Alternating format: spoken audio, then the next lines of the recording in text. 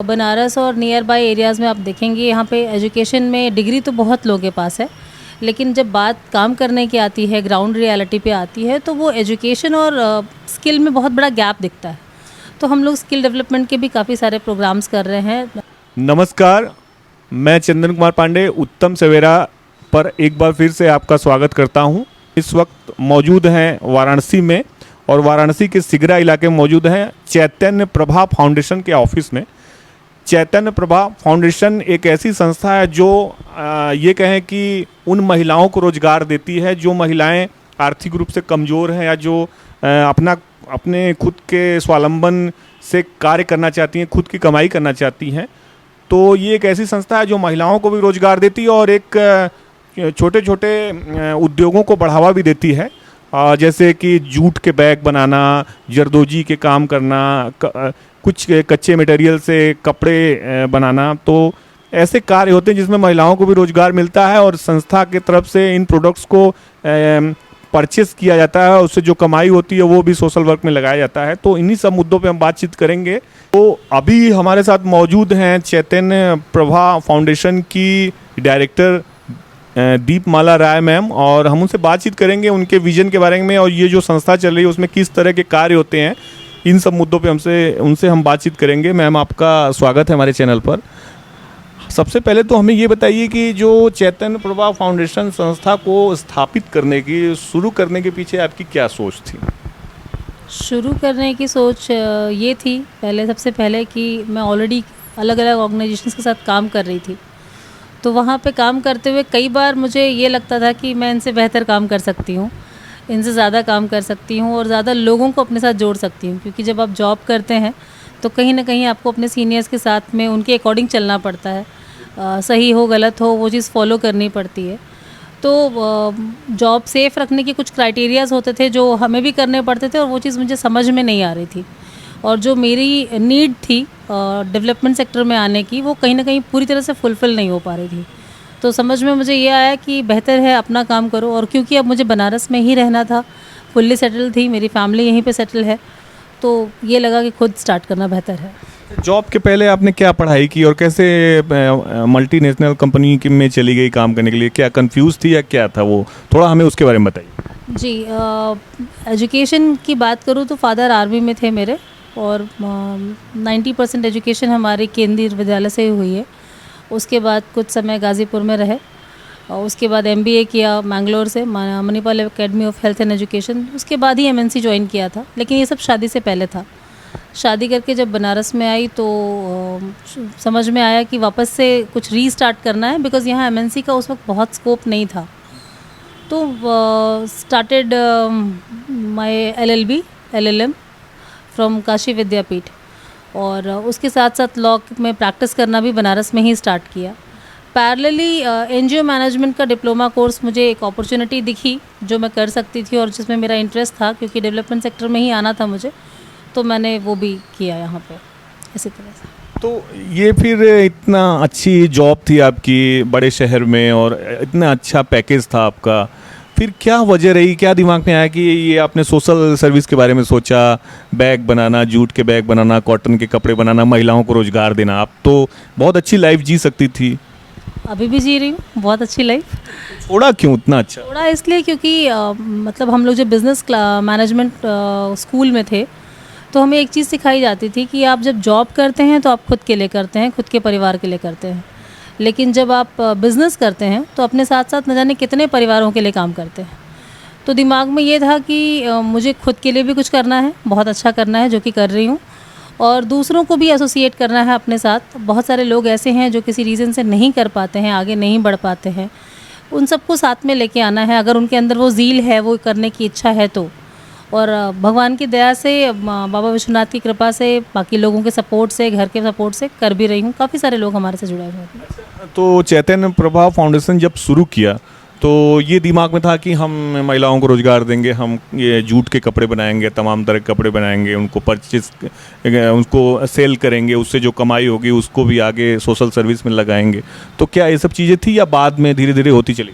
वैसे जहाँ तक आपने अभी जाना है हमारे इस काम को, ये हमारा एक सेक्शन है जिसमें हम रोज़गार को लेके लोगों के साथ जुड़े हुए हैं, उनको रोज़गार दे रहे हैं ऑर्डर्स ले रहे हैं ताकि उन महिलाओं का घर और परिवार अच्छी तरह से चल सके। इसके अलावा हम लोग स्किल गैप में भी हैं, क्योंकि बनारस और नियर बाय एरियाज़ में आप देखेंगे यहाँ पे एजुकेशन में डिग्री तो बहुत लोगों के पास है, लेकिन जब बात काम करने की आती है, ग्राउंड रियलिटी पे आती है, तो वो एजुकेशन और स्किल में बहुत बड़ा गैप दिखता है। तो हम लोग स्किल डेवलपमेंट के भी काफ़ी सारे प्रोग्राम्स कर रहे हैं, जो कि आप कह सकते हैं उन बच्चों में कहीं ना कहीं वो चीज़ लेके आएगा कि हाँ, हमें अगर कंप्यूटर स्किल नहीं आता है तो उसको अप टू डेट करना है। ई कॉमर्स का प्रोग्राम है, आप मैनेजमेंट के प्रोग्राम्स हम लोग करते हैं। TISS के साथ जुड़े हुए हैं हम, Tata Institute of Social Sciences Mumbai ji, उनके साथ हम लोग जुड़े हुए हैं। उसके अलावा हम NSDC के भी पार्टनर हैं। तो इस तरह से काफ़ी सारे स्किल के प्रोग्राम्स हैं, जो कि हमारी इच्छा है कि वो बच्चे जो कहीं ना कहीं किसी वजह से थोड़े से बैक ऑफ में हैं या थोड़े से पीछे हो रखे हैं स्किल के टर्म्स में, वो भी आगे आ जाएं। वो भले रोज़गार स्वरोज़गार ना करें, जॉब में जाएं। हम प्लेसमेंट भी कराने की कोशिश करते हैं, लेकिन दोनों चीज़ें मैनेज कर रहे हैं। महिलाओं के लिए अलग कोशिश है हमारी, और जो यंग बच्चे हैं उनके लिए अलग कोशिश है। अच्छा मैम, अगर हम बात करें तो सबसे पहले ये जानना चाहेंगे कितने वर्ष हो गए आपको ये संस्था चलाते हुए, और कितने महिलाओं को अभी तक आपने रोजगार से जोड़ दिया होगा या बच्चों को? 2012 में रजिस्टर कराई थी हमने, और अभी तक बात करें तो मुझे लगता है कई हालत में 2,500 से 3,000 महिलाओं के साथ हमने काम किया है अलग अलग चीज़ों पे। और अगर स्किल की बात करें, उनको सिर्फ स्किल देने की बात है या सिर्फ सिखाने की बात है, ट्रेनिंग की बात है, तो आई गेस मोर देन 5,000 बच्चों के साथ और औरतों के साथ हम काम कर चुके हैं। जो शादीशुदा औरतें हैं और या फिर जो शादीशुदा बच्चियां हैं, उनको आप किस तरह की प्रशिक्षण देती हैं? किस तरह से प्रशिक्षण के बाद रोजगार दिलाने में मदद करती हैं? इसके बारे में देखिए, जब भी हम काम करते हैं तो हमारा पहला तो टारगेट होता है, हमें एरिया चूज़ करना होता है, हम कहाँ काम करना चाह रहे हैं। क्योंकि कई बार होता है कि आपको एक ही एरिया में ऐसा समूह मिल जाता है जिनके साथ आप काम कर सकते हैं, वो थोड़ा हमारे लिए ईजी भी होता है। अदरवाइज़ अलग अलग जगह से पिक करना वो मुश्किल होता है। अब जैसे फ़िलहाल हमारा काम चंदौली में चल रहा है, वहाँ पे चौरहट गांव है, वहाँ पे मन्नापुर है, कटेसर है, जहाँ पे हम काम कर रहे हैं। तो वहाँ पे पूरा ब्लॉक ही ऐसा है जो स्किल में है, ज़री ज़रदोज़ी का काम करते हैं वो लोग, लेकिन उनका एक सेट क्राइटेरिया है, वो लोग घर से बाहर बहुत नहीं निकलना चाहते हैं। उनकी कोशिश है कि हमें घर में ही मिल जाए। और क्योंकि वो लोग पुराने समय से चलते आ रहे हैं, तो उनका जो वर्किंग कल्चर था या वर्किंग जो स्टाइल था वो बहुत पुराना था। आज के समय में बहुत ट्रेडिशनल कोई नहीं जा रहा है, लोगों को थोड़ा फ्यूज़न वर्क चाहिए, कलर कॉम्बिनेशंस चाहिए।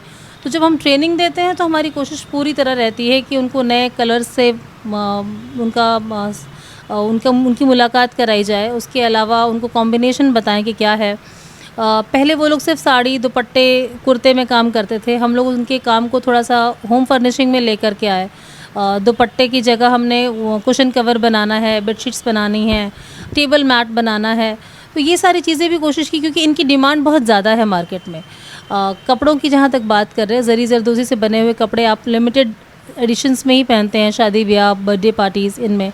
लेकिन अगर आप बात करेंगे होम फर्निशिंग आइटम की, तो डे टू डे यूज़ में बहुत सारी चीज़ें हैं, जैसे कर्टन्स हो गए, पर्दे हैं, आपका टेबल मैट है, ये सब नीड में है, लोग मांगते हैं, और इनसे कॉस्टिंग भी अच्छी निकलती है, और उनके लिए एक रेगुलर इनकम का सोर्स निकल के आता है, ताकि उनका भी जो परिवार है वो सुचारू रूप से चलता रहे। अच्छा, ये जो कार्य आप करती हैं, इसका जैसे आपने बताया चंदौली, तो क्या वाराणसी के आसपास की भी महिलाओं को जोड़ती हैं, उनको मौका देती हैं? कैसे करती हैं आप? खुद जाती हैं दूर दराज इलाकों में या फिर कैसे समझाती हैं उनको? हमारी तो वेबसाइट है चैतन्य प्रभा फाउंडेशन की, हम लोग उस पर अपलोड कर देते हैं, क्योंकि काफ़ी सारे लोग उससे ऑलरेडी कनेक्ट हैं। और 1-to-1 पब्लिसिटी सबसे बड़ी पब्लिसिटी होती है। काफ़ी सारे बच्चे हमारे यहाँ आ चुके हैं, और वो लोग अपने साथ बहुत सारे लड़कियों को, बच्चों को कनेक्ट करते हैं। यहाँ पे जाओ, ये प्रोग्राम हो रहा है, वहाँ पे जाओ, वो प्रोग्राम हो रहा है। व्हाट्सएप मैसेजेस हैं, सर्कुलेट करते हैं हम लोग, स्टेटस है।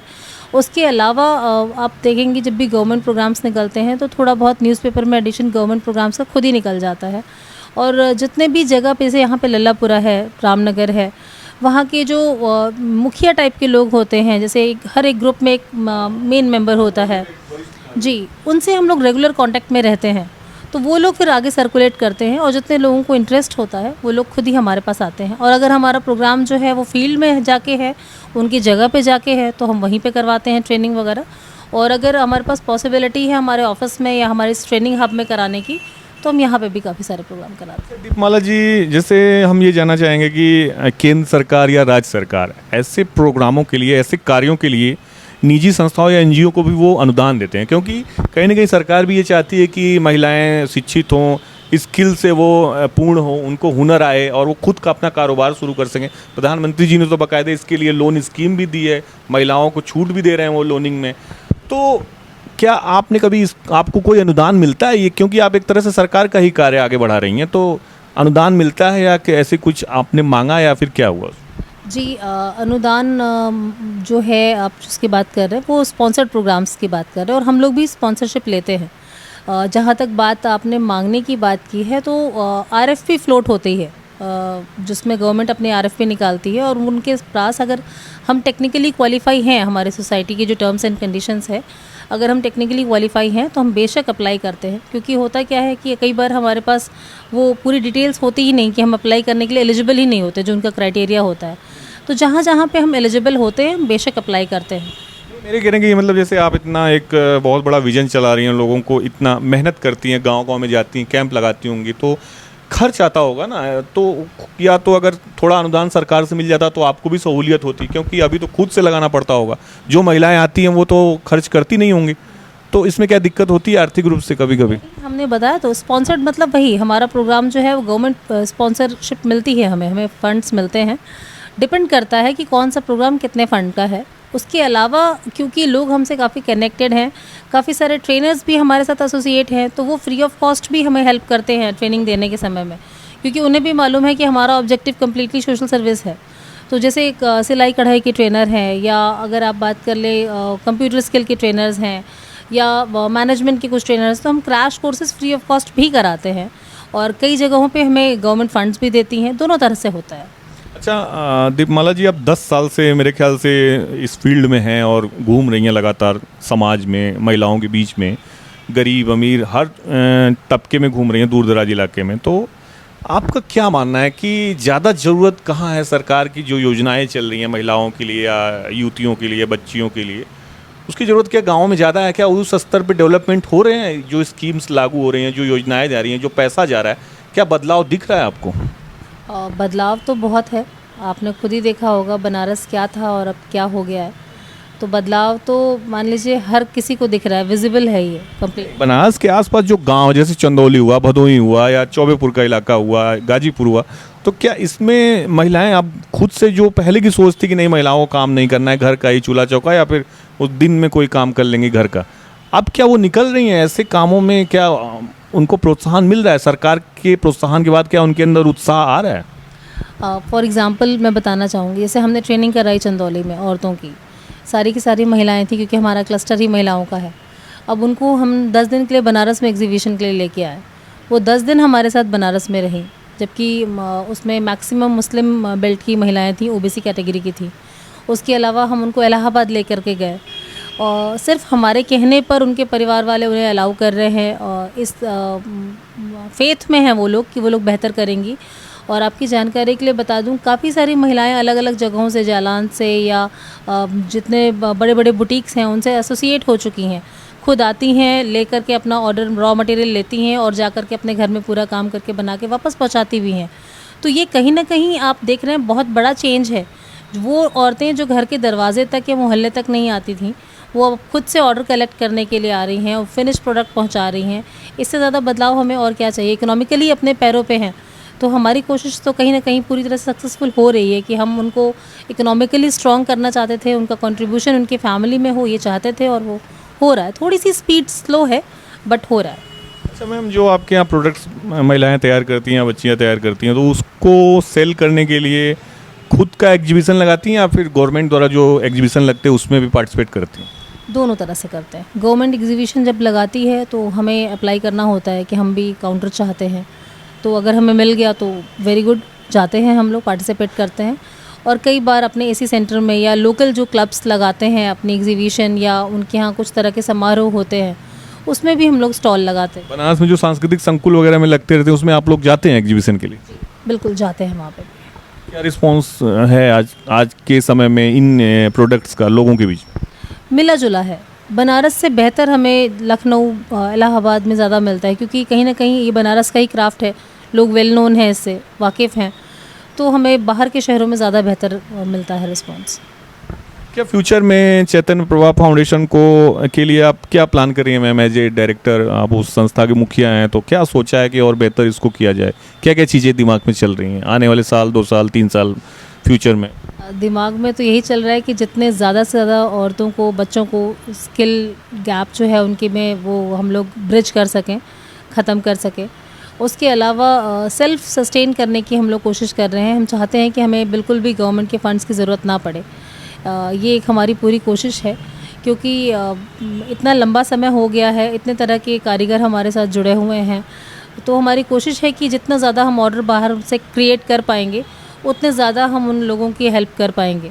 तो ये कोशिश है, और लोगों से भी हमारी अपील है कि जितना ज़्यादा हो लोकल क्राफ्ट को, लोकल प्रोडक्ट्स को बढ़ावा दें, वो परचेज़ करें, ताकि इन लोगों को एक ऑर्डर मिल सके। पे निःशुल्क प्रशिक्षण ही दिया जाता है या फिर कुछ चार्ज वगैरह भी लेती हैं? अभी तक तो चार्जेस नहीं लिए हमने। निःशुल्क ही प्रशिक्षण है। चलिए मैम, तो आपका जो संस्था है उसके तरफ से आप महिलाओं को जोड़ती हैं, जो महिलाओं को आप कहती हैं यहाँ आइए इसके लीजिए, तो उसके वो भी फ्री ऑफ कॉस्ट ही है पूरा? जी, पूरी तरह से। जुड़ने का कोई वो नहीं है? चार्जेस ले लिए तो फिर हमारे में प्राइवेट में क्या फ़र्क रहेगा? केवल एक ही ब्रांच है यहाँ पे, और अदर डिस्ट्रिक्ट में नहीं, कभी कभी ऐसे होता है कि प्रोग्राम्स मिलते हैं तो कुछ समय के लिए हम लोग ऑफिस बनाते हैं। जैसे अगर 6 महीने का प्रोजेक्ट है, या 10 महीने का है, या 1 साल का है, तो उस टाइम ड्यूरेशन के लिए प्रोजेक्ट्स बनाते हैं, तो उस टाइम ड्यूरेशन के लिए ऑफिस हम लोग बनाते हैं वहाँ पे। उसके बाद फिर से अभी तक सिर्फ एक ही ब्रांच है। चलिए, ये थी हमारे साथ चैतन्य प्रभा फाउंडेशन की डायरेक्टर दीपमाला राय मैम, जिन्होंने अपने कार्यों के बारे में हमें बताया कि वो किस तरह से महिलाओं को जोड़ रही हैं और उनको स्वावलंबन, उनको खुद का रोजगार शुरू करने में मदद दे रही हैं, उनको स्किल सिखा रही हैं अपने इस फाउंडेशन की तरफ से, चैतन्य प्रभा फाउंडेशन की तरफ से। और दूर दराज के इलाकों में भी जाकर वो लगातार महिलाओं को प्रेरित करती हैं कि वो खुद का हुनर सीखें और खुद का अपना कारोबार शुरू करें। तो अभी तक के लिए इतना ही। मैं चंदन कुमार पांडे, उत्तम सवेरा के लिए अशोक पांडे के साथ। धन्यवाद।